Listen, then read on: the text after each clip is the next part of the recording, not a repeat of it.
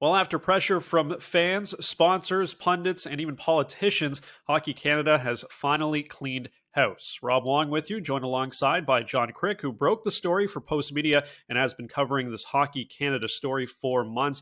And John, just a few days ago, it was Hockey Canada's director and interim chair Andrea Skinner resigning. Now CEO Scott Smith has resigned, and the board of directors will follow suit later this year. What do you think was the straw that broke the camel's back to get us here?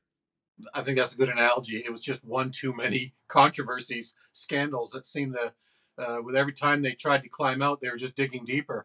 To keep that analogy going, literally from the time we all heard in late May about this lawsuit that they'd settled for 3.55 million, the alleged gang sex assault of that woman in London, it's just been a series of missteps, and then with more revelations before those three parliamentary hearings, we've seen yet more reasons to be upset because they weren't uh, they weren't being fully disclosed. They tried to hide the whole thing. They're trying to sweep it under the rug, and it's just been one thing after another. The sponsors leaving, MPs from all parties. When do they ever agree on anything? Well, they agreed that Hockey Canada's board of directors and their executive leadership team, the people that run Hockey Canada on a day-to-day basis, they said that the leader of that executive team, Scott Smith, the CEO and president, should resign.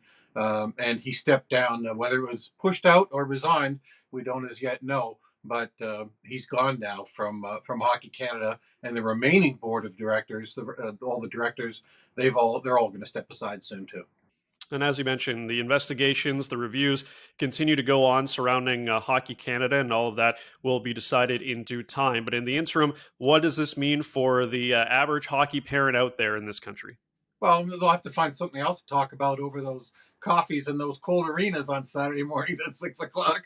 No, but seriously, I mean, it's whenever there's any company that you might work for or you're involved with on the side, like Hockey Canada, a not-for-profit organization, whenever their leadership is in question, it does affect people right down to every the Johnnies and the Jills who are playing hockey at ankle biters and on up.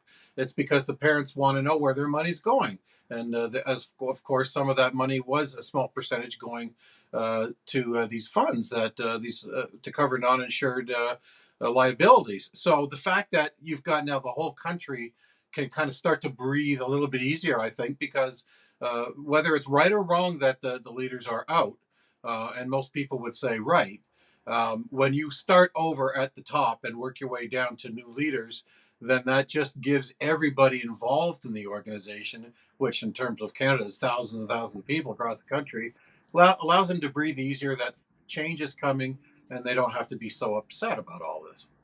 Well, we'll see where things go with Hockey Canada in the future. John, as always, we appreciate the time. For all of John's work on Hockey Canada, head over to Postmedia and follow him on Twitter at John Kryk.